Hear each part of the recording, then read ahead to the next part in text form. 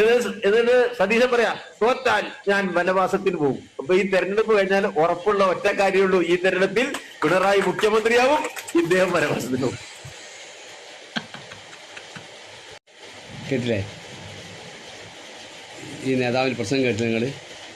ഇനി ബാക്കി കൂടി നിങ്ങൾ കേട്ടു, അപ്പോൾ കൂടുതൽ രസം ഉണ്ടാകും കേട്ടോ. സൗകര്യം ഈ തെരഞ്ഞെടുപ്പ് കഴിഞ്ഞാൽ ഈ ആറുവരിപ്പാതയുടെ സൗകര്യം ഏറ്റവും കൂടുതൽ കിട്ടുക ഇവർക്ക്, നമ്മളെ പ്രതിപക്ഷത്തിനാ. എന്താണെന്ന് വെച്ചാൽ പിണറായി മുഖ്യമന്ത്രി ആവുമല്ലോ.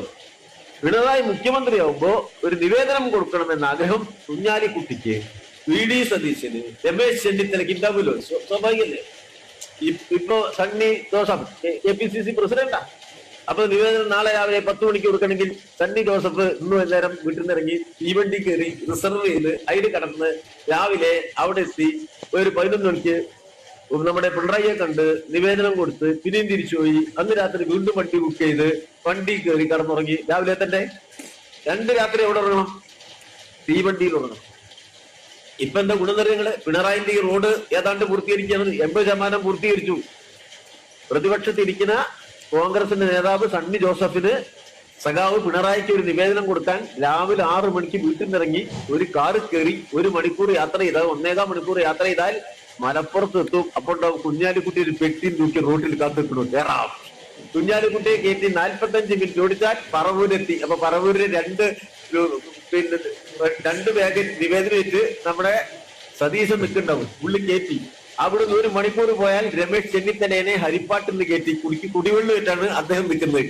അത് കഴിഞ്ഞാൽ 9:45 10 മണിക്ക് തിരുവനന്തപുരത്ത് എത്തി സെക്രട്ടേറിയറ്റിന്റെ മുന്നിലേക്ക് നോക്കിയാൽ കറുത്ത കാറിൽ വരുന്ന പിണറായി വിജയനെ കണ്ട് 11 മണിക്ക് നിവേദനം കൊടുത്ത് അത് കഴിഞ്ഞ് പുറത്തിറങ്ങി ആസാദോട്ടൻ ഒരു ചായയും കുടിച്ച് ഉച്ചയ്ക്ക് ഒരു ഉച്ചഭക്ഷണവും കഴിച്ച് അവിടുന്ന് കാറ് കയറിയാൽ തിരിച്ച് വൈകുന്നേരം 6 മണിക്ക് കണ്ണൂർ വീട്ടിലെത്തി 7 മണിക്ക് TV കണ്ട് കുട്ടികളെ കുളിപ്പിച്ച് കഞ്ഞി കുടിച്ച് വൈകുന്നേരം ഉറങ്ങാ. 2 ദിവസം തീവണ്ടിയിൽ ഉറങ്ങണ്ട സണ്ണി ജോർജ് വീട്ടിൽ തന്നെ ഉറങ്ങാനുള്ള സൗകര്യം ഉണ്ടാക്കി കൊടുത്തിരിക്കുകയാണ് സഖാവ് പിണറായി വിജയൻ.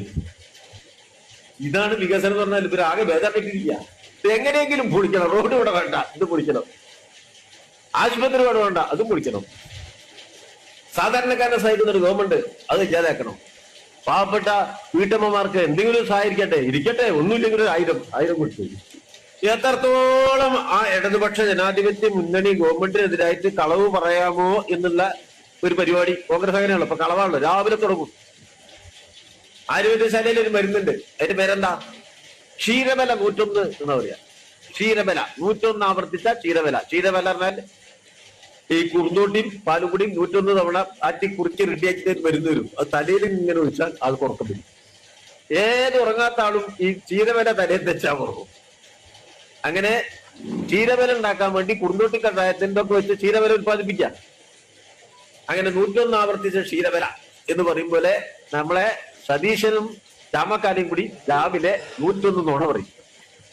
ആ ഭാര്യ ബ്രേക്ക്ഫാസ്റ്റും വിട്ടുകൊണ്ടവിടെ ഒരു 15 നുണ പറയും, അപ്പൊ ഒരു ഇഡ്ഡലി. 30 നുണ പറയും, അപ്പൊ സാമ്പാർ. അതെ. അപ്പൊ ഇഡ്ഡലിക്ക് നുണ, സാമ്പാറിന് നുണ, പപ്പടത്തിന് നുണ, ഉച്ചഭക്ഷണത്തിന് നുണ. വൈകുന്നേരം ആകുമ്പോ കിടക്കാൻ നേരത്തെ ഭാര്യ ചോദിക്കുന്നു 101 തികഞ്ഞോ ചോദിക്കും. 101 നുണ പറഞ്ഞാലേ ഇവർക്ക് ഭക്ഷണം കിട്ടും. ഭക്ഷണം കഴിഞ്ഞ് വീട്ടിൽ പോയാലേ പുറത്തു തരും. ഭക്ഷണം കഴിക്കണമെങ്കിൽ നുണ പറയാം. അത് 101 പറഞ്ഞാലേ ഭക്ഷണം കഴിക്കും. അങ്ങനെ 101 നുണ പറഞ്ഞ് നുണേശ്വരന്മാരായി മാറിയ 140 സ്ഥാനാർത്ഥികളെയും വെച്ച് UDF വരിക.